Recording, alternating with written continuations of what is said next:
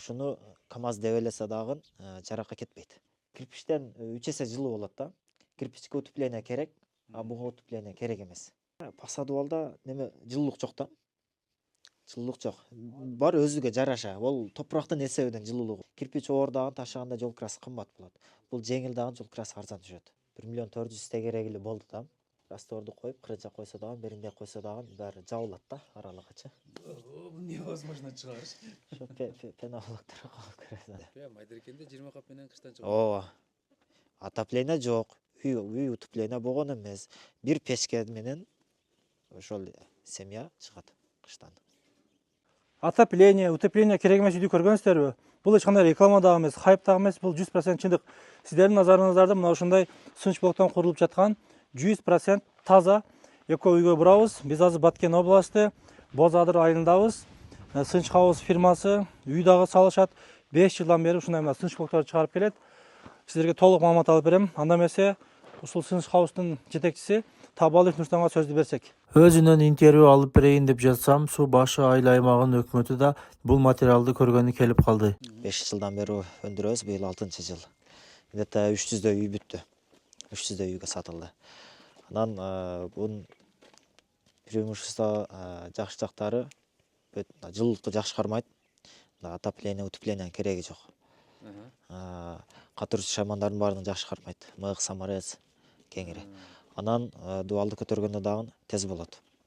Мисалы ушул 10 үй, 8 үйлөрдүн дубалыны блокту коюп, тумба чысма поясын куюш менен бир жумада бүтөт. Анан сразу ушул турушта родбан шпаклевкалар тартса болот, салган адамдарчы. А биз мына үйгө ушул өзүнүн раствордон чопо топуракты топон менен аралаштырып, бир аз самандан кошуп, ылайды жакшы ачытып, тандыр жасагандай кылып, ошол ичи тышы ошондой шыбак болот. Онун үстүнөн ошо декоративный экологически таза краскалар бар. Ошол краскада болот. Потологу дагы ушул материалдан утепление болду. Калыңдыгы где-то 13. Отопление аны ушундан болду. Ушул жерге төктүрдүк. Как баягындай шыбаган катары эле. Ооба. Бул мына торсундардын арасына ушундай толтурулду.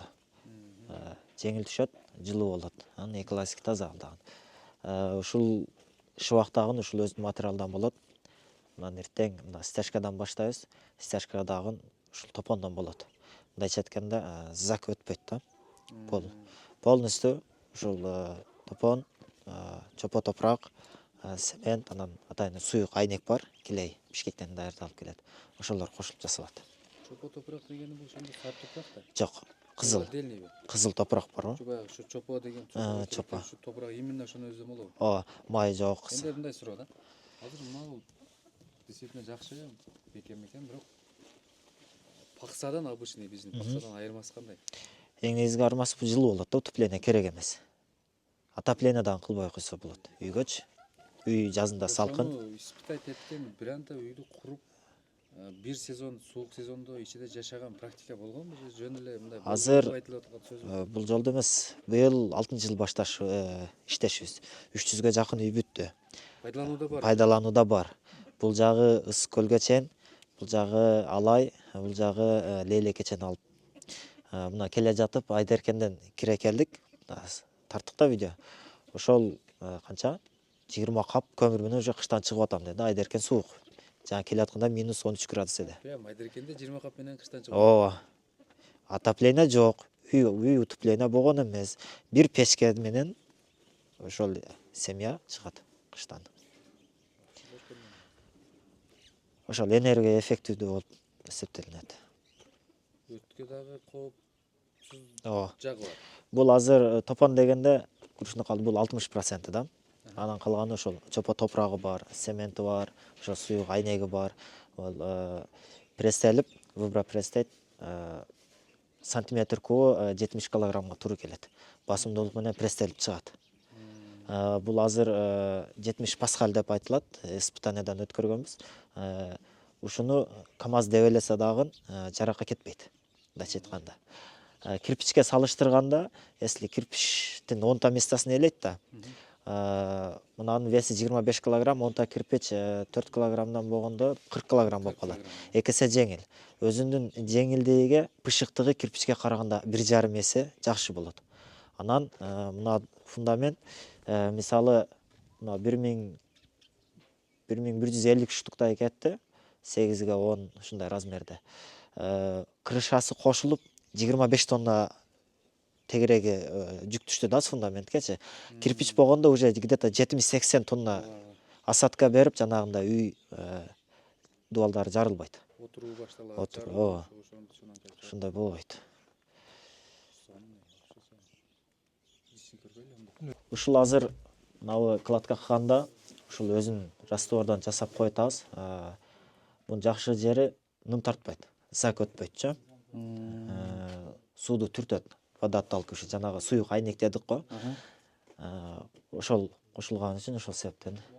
Айнек Ошондой окшогон примеш баягы азыр көрүп атпайсызбы? Растор баягы кылып аткан. Ошол мына демек өзүгө сиңирбейт экен да суу да? Ооба, сууду сиңирбейт, түртөт. Суюк айнекти кошкон себебинен мындай эзилип кетпейт да. Ным где-то 1-2 сантиметр тартса дагы, кийин кургап, ошол бойдон качество иштенки болуп тура берет.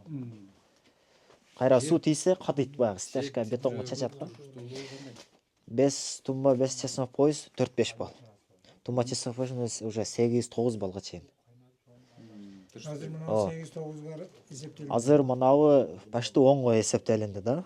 Себептен да бүйтө уже ичиде арматура 4 немесиники 14 арматуралар 12-лик бергилерге кетти. Азыр мына жаллаттагы мына 5 тумба кетти да. Кара. Жаллат экилен ушинтип салды. 5 тумба. Ушул 5 баллга чыдайт.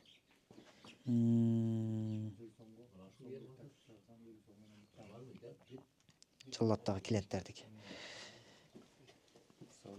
Муну каяктан заказ бересиң? Көкталадан дардайбыз. Көктала, кадам жай. Кадам жай район. Кирпич оор дагы ташаганда жол кирасы кымбат болот. Бул жеңил дагы жол кирасы арзан түшөт. Азыр 25 миң алып келип берди да мына ушул. Немелечи. 1,5 рейс болду. Кийинкисин 15 миңге алып келди ушундай. 1360 блок келди. 1000ди бир алып келди, калганын дагы отдельно алып келди да. Где-то 30 миңге бемеле алып келип берет. 1000 штукточу. Телефону бар. Үзгүн үстүнө ушунан шубадыңарбы?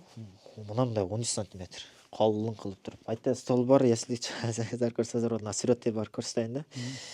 Үстүдө бассайын болот ужачы. Катып калган мына, нормальный болуп катып калган. Айта аралаштырып ушул өзүнүн раствору болгон. Престеп үстө басса дагы нормально катып калган ужачы. Өткө чекип чыкканбыз. Монтажга. Өзү үйдө эң талып кете турган потолокто значит бекем болгондон кийин стена бекем болот. Тамам. Нурсултан, эгерде мени эл көрөт да, мына базарда көрдү, биягы мына өкмөт башчысы көрдү. Жеке мен ушундай бүтүрүп бере аласыңбы десе, ошондой усталарың барбы?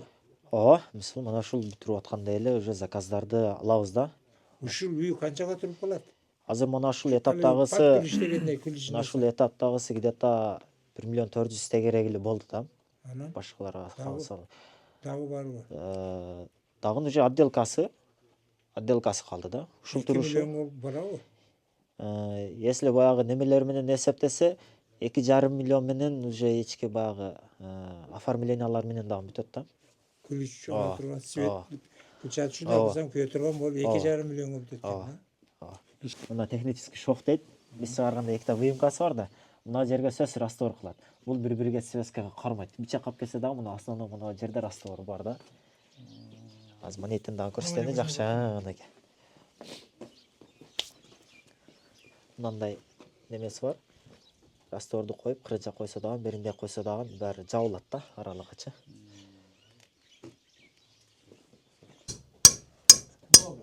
Тартып көрүң. Бул невозможно чыгарыш. Ошо пеноблоктор калып көрөсүң. Тартып көрүңүз.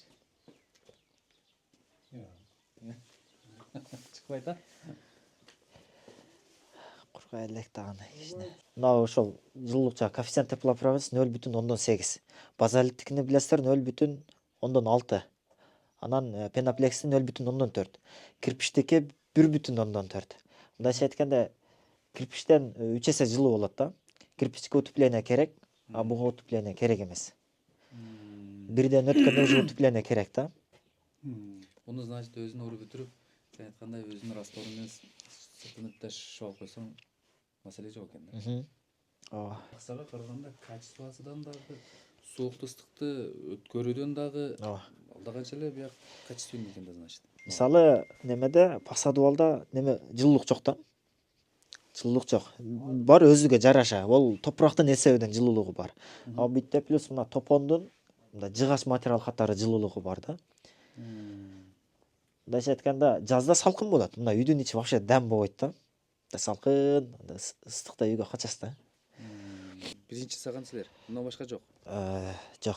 Негизи эле биз авторский немелер бар. Авторский өзүңөр. Ооба, патент. Каяктан келип чыкты дейм бул идея? Бул эми атамдын атасы уста, негизи кандай бар, анан устачылыкта биз эшик рамдарды жасаганбыз. Ошондон баягы отход опилкалар чыгат да. Кышында ошол мындай жылуу кармап ошондон кичинемде эле ойго келген эле. Анан ошол биринчи жылдары опилка менен чыгарып жаттык. Кийин анан мына топонун күрүчү жакшы экен. Опилкага караганда чирбес дегечи. Ошол колдонуп атабыз азыр. Бунун качествосун, стандартын тастыктаган бир сертификат. Бул иштери барбы? Иштери бар. Бул официальный гос немеде жок. Бул частный стандарт организация бар. Стандарт организация менен өткөн. Өзү жеке. Лабораториядан өткөргөнбүз, өзүнүн жеке стандарттарыбыз бар. А мамлекеттик немеге өткөрүш үчүн дагы жумуштары болуп жатат, эми болуп калар. Мына өзүңүздөр бардык суроого жооп алдыңыздар. Андыктан экранда турган номерге байланышып толук маалымат алсаңыздар болот.